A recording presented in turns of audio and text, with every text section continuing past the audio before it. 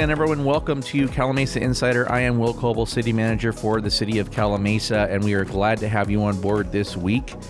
And on this week's episode, I'm going to talk about the Cal Cities Conference that I was at with Councilmember Linda Molina. And it took place Wednesday through Friday at the Long Beach Convention Center. So a lot of good stuff that I got from that conference. And when you go to those things, you get motivated, you get inspired to do a lot of things, but then you also think about, wow, how am I going to get all of that done?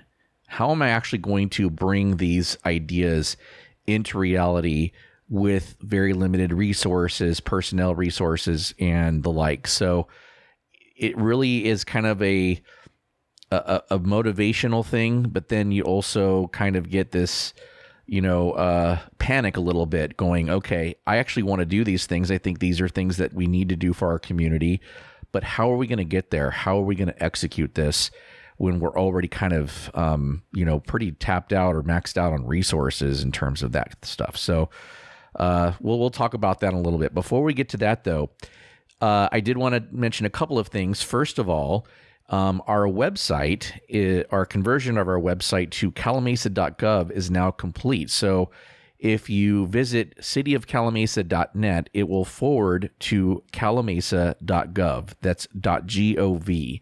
So our new URL for our website is calamasa.gov. Our email address is actually switched over to that a few months ago, but now we were able to get the website done. So it's up there, it's working. And so if you need to visit our website, just visit calamasa.gov. The Chamber of Commerce held a candidates forum this past Tuesday, and city staff did record the forum since all candidates were present. Unfortunately, one of the videos may or may not be corrupted. I'm still trying to recover the video file that recorded probably the first third of the event or so. Right when we were recording it, about 35, 40 minutes in or so, all of a sudden we got a blue screen of death on the PC that records. And so it quickly restarted itself. We went and started recording again. We missed about a minute of it. So we're hoping we just missed that minute, and that was it. Because we weren't streaming it, it wasn't as seamless of a transition. But because we're recording to an MP4, and the MP4, once you stop it, has to process correctly. And when you just all of a sudden, when the computer just crashes, sometimes that file gets corrupted. But there are tools out there that I'm exploring to try to repair that file. So that's a big reason why the video has not been uploaded to our YouTube site yet. So if you've been looking for it, that's why. But I'm still working this weekend on trying to get that worked out. And hopefully, if I do, we will have it posted on Monday. So be on the lookout for that. Speaking of Monday, our next council meeting is this Monday, and a couple of business items we're going to be discussing. First of all, the City Council will be considering a resolution to support Proposition 36, which will make modifications to the Proposition 47, which was passed in 2014 by California voters. And so I'll talk about that a little bit later when I talk about the Cal Cities Conference, because that was talked about in one of the sessions I was in. And then the other business item is a cooperative agreement with the City of Yucaipa for the intersection of County Line Road and Calamasa Boulevard. So as you probably have heard, we will be doing improvements to that intersection. It's going to be part of a separate project. So we're still working on right-of-way acquisition. We do have $4 million in federal funding from Congressman Ken Calvert. It actually goes back to Congressman Jerry Lewis that actually gave us money initially for right-of-way acquisition for that project. So that's how far back this goes. And the reason it's a roundabout is because it will complement the rest of the roundabouts to the east on County Line or on County Line Road. So just be aware of that. Another thing that, one more thing before we get to the Cal Cities Conference that I want you to be aware of is that starting this Monday night, October 21st, and running through Thursday morning, October 24th, Calamasa Boulevard will be closed between County Line Road and Avenue K due to water line work. So the water line, because of all the utilities and the challenges that that area poses for water work for the water pipe replacement project that South Mesa Water Company is working on, they will actually need to close the road all the way up. And so, unfortunately, it will be closed starting Monday night, October 21st, through early Thursday morning. So the goal is to just have 2 days worth of closures during the day so that it starts at night and it ends at night. So that's the goal. They're hoping to get that either late Wednesday night or early Thursday morning done and opened up. So that way it minimizes disruption as much as possible. It's going to be impossible to completely avoid it, but we're trying to avoid it as much as we can. So again, Monday night, October 21st to early Thursday morning before the commute on October 24th. So if you have any questions on that, please contact South Mesa Water Company, as this is a project being led by the water company and their contractor, Borden Excavation. So this is not a city project. So just so that you know, so if you have questions, you have concerns, please contact the water company. Okay, so let's talk about the Cal Cities Conference. So the League of California Cities has kind of rebranded itself as Cal Cities, and annually they hold a conference, and primarily it is attended by elected officials, but also city staff attends, including myself. And I saw several of my fellow city managers here in Riverside County. And so it started off with a luncheon of the Riverside County Division, which actually is chaired by our own council member, Linda Molina. And the guest speaker was the Riverside County District Attorney, Mike Hestrin. And he talked about Prop 36, and the changes it would make to Prop 47. So he talked about some stats, and it's things that we've seen a lot. Shoplifting, of course, since Prop 47 has passed, has gone up. It's up 29. It was up 29% in 2022, and another 39% in 2023, to the highest level since the year 2000. Meanwhile, in that same time since Prop 47 passed, homelessness is up by 51% compared to down 11% in the rest of the country. And so again, Prop 47 passed in 2014. So we're talking about in that 10-year period. And of course, we're all aware of the fentanyl crisis. It's actually hit the Calamasa family, the city of Calamasa family. One of our employees has a sibling that was a victim of the fentanyl crisis. So, and the DA is pursuing murder charges for the dealers, and that case is ongoing right now. So it's something that we've seen. We have a very close connection with, and so it's something that's hit our employees very hard, because obviously we feel for our fellow employee and when they're going through with their family. Now, one of the things about Prop 47 is that you can, do the same felon or the same misdemeanor over and over and over again. So as long as your thefts are below $950, there's no accumulation. There's no limit to the number of misdemeanors you can get. So you can get ticket after ticket after ticket after ticket. You can arrest the same person over and over and over again, and you end up having the same result. And that's why there's really no consequences, because, essentially the sheriffs and the police kind of get indifferent. It's like, why am I going to waste my time doing all this paperwork to bring this guy in when he's going to be out in 2 hours? What's the point of that? I have more important things I can focus on. And so sometimes these misdemeanors don't get recorded, or you're arresting the same person over and over again. So one of the things with Prop 36, which will be on the November ballot, is there's a big emphasis on rehab. And this will actually return to a system that we had before Prop 47 passed. It will make a third offense for theft a felony offense, or the third offense can be a felony. It can be charged as a felony. It doesn't have to be, and some district attorneys may not do that. Mike Hestrin said he will do that.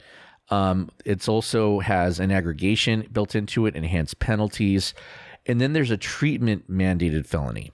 So the first on drug charges. So the first two charges, we're talking about the hard drugs, the fentanyl, cocaine, like the hard stuff. The first two offenses, there's no change to what happens compared to Prop 47. The third offense, though, will mandate that they have to go into mental health and substance abuse treatment. And we're not talking about this 2-week program. It's an intensive 9-month program. And the reason that you can either go to jail for a felony, or you can do the treatment. And when you've completed the treatment, your felony gets expunged. So right now, that is an option.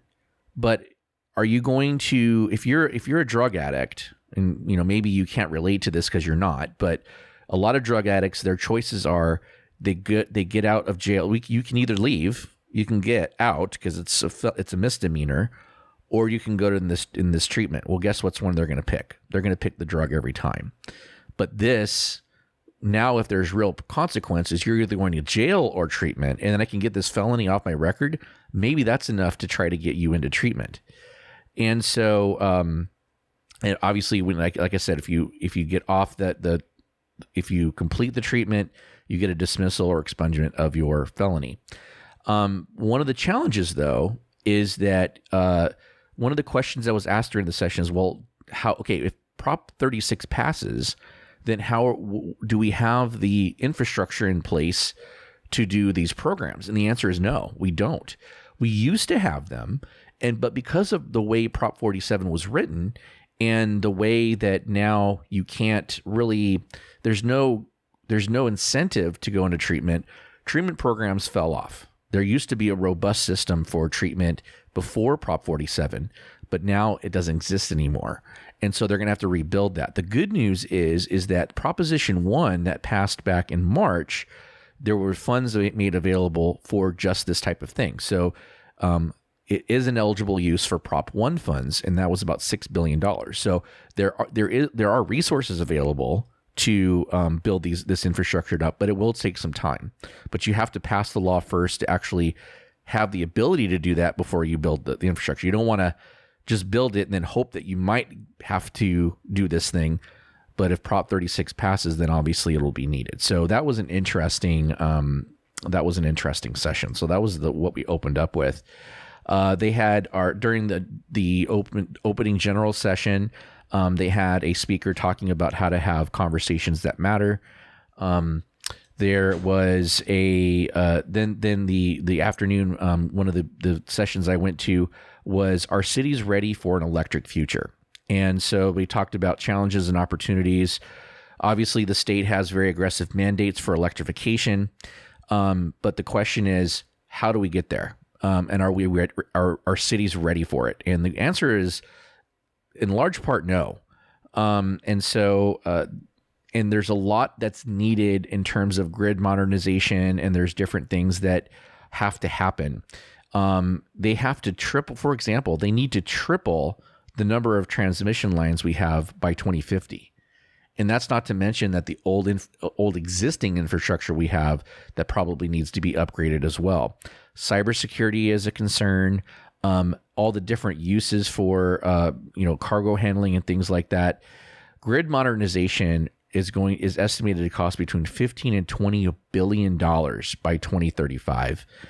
And so it is going to be a challenge. And so I think that's good to know that we're thinking about it, but then there are other consequences like we've already seen with gas tax, and there's been an overall decline over time due to the proliferation of electric vehicles already, on top of the fact that we have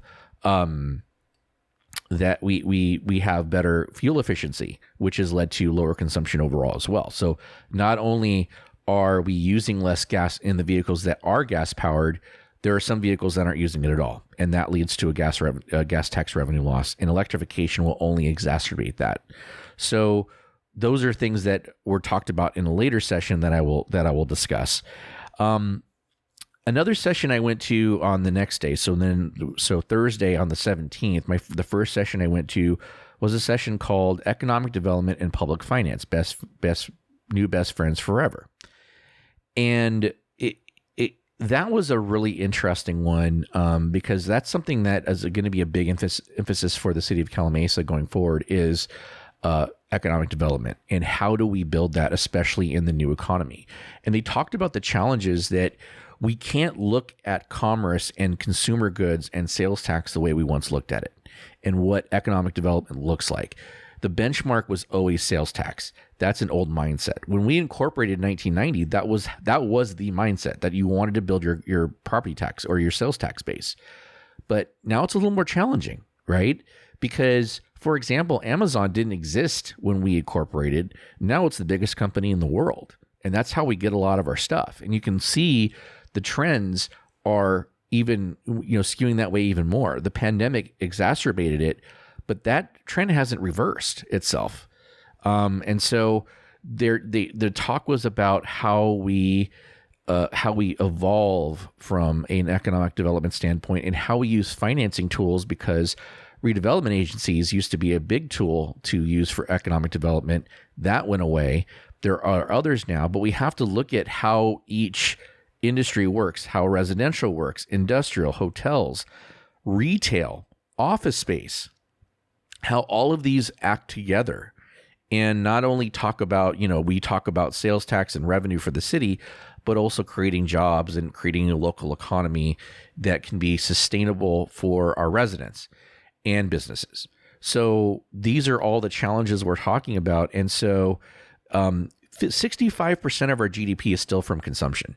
We're still a consumption-driven economy. But where that consumption is coming from is what has shifted. And that's the challenge. And so when you look at the proliferation of warehouses, that is reflective of that change. That's why we're seeing it. It's not because people, developers are trying to make money by just building warehouses. Well, if they're going to build a bunch of warehouses that are just going to sit empty, they're not going to build them because there's not going to be demand for them. There is demand from end users. That's why they're getting built. Yes, there will be vacancies from time to time, but the vacancy rate for warehouses is a lot lower than it is for retail right now. You look at, there's a shopping center in Chino Hills that still has Toys R Us and Babies R Us on its building. They haven't had a tenant since then. It's a huge, huge anchor space in the shopping center that's just sitting empty. And that's just one example. We see malls all over the place going to mixed use, adding housing elements into it, apartments, things like that. The way we look at retail has shifted tremendously because of e-commerce. And we have to adjust to that as a city and as a society, if that's the way we're going. The demand for warehouses is a direct result of our changes in behavior as consumers. Period. End of story. That's what's driving it. It's all of us. I'm not just going to say you, although I'm sure most of you listening to this do utilize Amazon. I utilize it too. We're all part of why this is happening. And Amazon's just one example. Even traditional retailers are having a bigger and bigger online presence. Walmart, Target are just two examples. The ones that have done pretty well with brick and mortar still are the Costco's, the Sam's Clubs, and things like that. But other ones, they've shifted. They're a hybrid now. They have brick and mortar, but they also have a strong online presence. So the general session was really interesting on Thursday as well. Chris Thornburg, who is an economist he created Beacon Economics. He's always a really fascinating speaker, and he's been right about a lot of things. I've seen his presentations throughout the years, and he'll predict what something's going to happen and how things are going to look. And he's right. He predicted the V-shaped recession for COVID. He predicted a lot of different things that actually happened, and he talked about. In his presentation at this conference, he talked about perception versus reality. He talked about how everyone is talking about how the sky is falling, how there's supposed to be this recession, and then the numbers don't just reflect it. And one site that really resonated with me was this talking about nominal spending by category over the last 4 years. So we've heard about how much food prices are up, gas prices are up, electricity, all the home essentials, and that's why people are barely scraping by, right? So electricity and gas up 38.9%, housing up 30%, pharmaceuticals 25%, food for home consumption 24%, education services 14%. We're not spending as much more on that because if you look at where else we're spending it on, personal consumption expense 32%, Air transportation, 113%. Foreign travel by U.S. residents, 69%. Sporting equipment, 62%. Recreational items, 54%. Restaurants, 51%. New motor vehicles, 43%. So we're spending money on the nice to haves, not on the necessities. So some of this hardship, if you are under hardship, are being done by personal choices. We're choosing to have fun.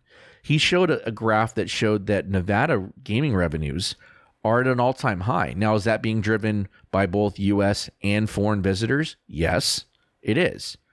But the numbers aren't bearing out the fact that we're in dire straits right now. It's just just looking at the numbers. I'm ignoring the politics. I'm ignoring the narratives that we hear out there from all sides. Everyone's saying how terrible it isn't, because you have to create fear in order to be able to say how you're going to fix things.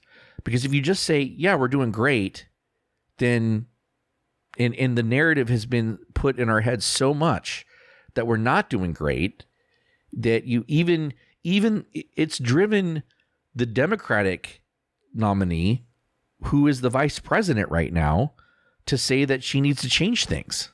That's how strong that narrative is. Because wouldn't you be running on things are actually good?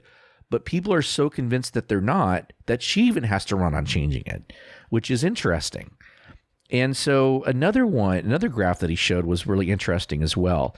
From 2017 to 2023, talking about the assessment of one's own financial well-being, the local economy, and the national economy. In 2017, 74% of people thought their own finances were doing at least okay. 57% thought their local economy was good or excellent, and 41% thought the national economy was good or excellent. This is just on feelings, just how you assess it. Come to now fast forward to 2023. 72% people think their own finances are doing at least okay. So that's only down 2%. It got as high as 78% in 2021, and now it's down a little bit to 72%. But it was only down 2 percentage points since 2017. But listen to this. The assessment of their local economy, either being good or excellent, went from 57% to 42%. And the national economy, being good or excellent, went from 41% to 22%. So the perception narrative that things are dire and things are going down the toilet has really caught on. But it seems like it's like everybody else is doing bad. I'm actually doing all right, at least. But other people are not doing good. That gap between the perception of our own finances versus the perception of our local and national economies is very, very interesting. And I just found that interesting. I'm not saying it's true or it's not true. That's up to you to decide. But I'm just saying that the numbers definitely paint a different picture, just the numbers themselves. Numbers are numbers, right? They're either right or they're not. Then I went to a local government finance update. One interesting thing I found was that there are 102 cities that have a sales tax measure on the November ballot. Obviously, we know of our neighbor in Yucaipa, but there are 101 other cities that are doing either an extension of an existing tax or doing a brand new tax. So Yucaipa is certainly not alone. There's a record number of measures, local measures on the ballot, 538 measures on the ballot. Interesting stuff. Local measures I'm talking about, between school bonds, cities, all those kind of things. I then went to a session on grants, and because obviously we need to get grants here at the city of Calimesa. We have a $75 million interchange to work on that we need to figure out where the money is going to come from that. So I attended that session. It was interesting. And then I went to a session about effective city council, city manager relationships. Now, fortunately, I enjoy a very good relationship with the city council. The city council gets along. They don't always agree, but they get along. And what that does for staff and what that does for our ability to do our jobs to serve you, I'm telling you, because I've worked in places where that wasn't the case. And it's very, very difficult to get anything done when that's the case. But when you have a council that is respectful to one another, respectful to staff, doesn't put staff under a lot of stress and and slinging mud at each other, it really allows you to get a lot done and more effectively. Staff is happier, morale's up, and when morale's up, we can do a better job for you. So it is a very important thing, and it's something that I wanted to just see what others had to say about that and the dynamic of the people that are in that room. If that maybe they aren't on a council that has that type of relationship, or maybe it's a city manager there that wants to know how to have a better relationship with their council members. And I communicate with the council very, very regularly, and I want to make sure that I keep that relationship up. It doesn't matter who's on the council. I want to make sure I build a good relationship so that I understand what their goals are and what makes them tick and what their purposes are. And so that it helps me do my job in terms of bringing recommendations and things like that. And then it also doesn't allow for any surprises, so that we're always on the same page. When I'm not meeting with them, I'm emailing them, letting them know things that are happening around town that I'm hearing about, things that are coming up, things like that. So it's really, really important that city managers have that relationship with their councils. And then on Friday was the General Assembly, and that's where it's actually the business meeting of the League of California Cities. So it's a structured organization and has, a president, vice president, all these kind of things, and everybody there. Each city that is a member has a designated voting delegate. In our case, it was Councilmember Linda Molina. The council voted on that previously, so she was authorized to vote on the city's behalf. They only considered one resolution, and that was to ask for the legislature to basically consider legislation that would keep them on par with local elected officials. So in other words, the legislature does a really good job of passing laws and regulations on council members, local council members, and county supervisors for campaign finance, transparency, things like that don't then apply to the state legislature. They're exempt from it. And they're saying, look, we don't mind you guys passing transparency and campaign reforms and things like that. That's fine. But it can't be just applicable to us. It should be applicable to you too. So like the Brown Act, for example, is not applicable to the state legislature, but all local governments have to follow it. So that was what the resolution was about. Again, the resolution has no power in and of itself, but what it can do is it can say, this is our platform as an organization, and the league is a powerful lobbying group on behalf of cities. And a big, big issue that that the league is pushing right now is local control, to ensure that cities are allowed. So they've been very out front on a lot of these housing issues and opposing them and educating legislators on why this is a bad idea, that you're giving up local control, because that's one of the most important things that a city does is land use decisions. And we see that in our local city here even. A lot of the things that people discuss is about land use. So they are out there, they're out in front. Their platform is largely based on local control and allowing cities to make decisions that are best for them, because you can't place a one-size-fits-all on cities, on a state as vast and diverse as California. What's good for San Francisco is not going to be good for Calamasa or Imperial County or the Sierra Nevadas or the very, very northern end of California. We're all very different. And so we have to be able to make decisions that work for us. Just like San Francisco should make decisions that work for them. It doesn't have to be the same as us. It shouldn't have to be the same as us. It shouldn't be the same as us, because their circumstances are very different than ours. So then the last session I went to was a really, I guess you could call it depressing. It was about the dire outlook for state transportation funding, and they went into about how revenue is on the decline. It will be continuing to be on the decline, and yet the cost of maintaining and upgrading infrastructure continues to go up. Obviously, that's not sustainable, right? And again, we talked about it earlier with electric vehicles. That has been a big influence on why we've seen the revenues go down despite the needs going up. Our roads aren't getting better on their own. They're just going to get worse. And the longer we go, the more expensive it is to fix them. We get that. Everyone likes to tell us that, like we don't know it. We're very keenly aware of it. But we can't just conjure the money out of midair. We're not the federal government. We can't just print money. Okay. Not that they should be doing that either, but they at least have that ability. We don't even have that ability. We can't make money grow on trees. And if the revenue that pays for those things is going down and the cost of doing is going up, where does that leave us? So we have to think long and hard about what we do about this and how we fix it. And so they talked about, where we are. The only solution that they're really working on right now, unfortunately, is talking about how we allocate the cost of fixing our roads. Right now, it's obviously based largely on gas tax, right? That's probably not the best way because gasoline consumption, if the state has anything to do with it, is going to continue to dwindle. So you're going to have to figure out a different way to tax it. Obviously, one of the things they've talked about is vehicle miles traveled. The question is, how do you do that? How do you alleviate the privacy concerns that people have when it comes to tracking mileage? What do you do about that?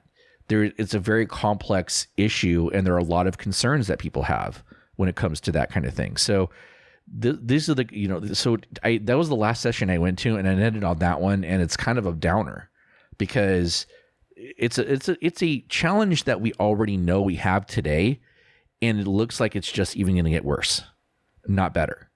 And so what we do to solve that, I don't know at this point, and we're going to have to figure it out though, right? Because our infrastructure is just going to continue to get older, and our needs are going to continue to go up, especially with the housing mandates. We know that the need for all types of infrastructure or transportation, not just roads either, right?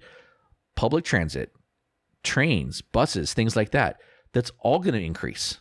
Not just the road needs, but all types of transportation that needs going to increase.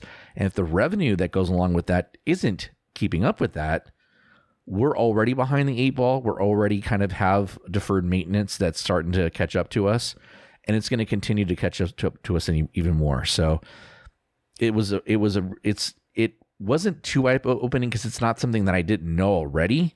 But it's just when you hear about it and you say, okay, well, it just kind of confirms my worst fears as being true. It's not a fun feeling. It's not a good feeling. But it's something that we're aware of and that we know is something that is going to have to be fixed. It's a problem that's a lot bigger than Calamasa. Let's just put it that way. Our roads aren't in good shape. There are a lot of cities that are in the same shape that we are in terms of roads, unfortunately. Some cities aren't because they're newer. Like the cities in the western part of the county and the southwestern part of the county that have developed over the last 20 years, largely, obviously their infrastructure is going to be newer, so their roads are going to be in better shape. That's just a function of their age.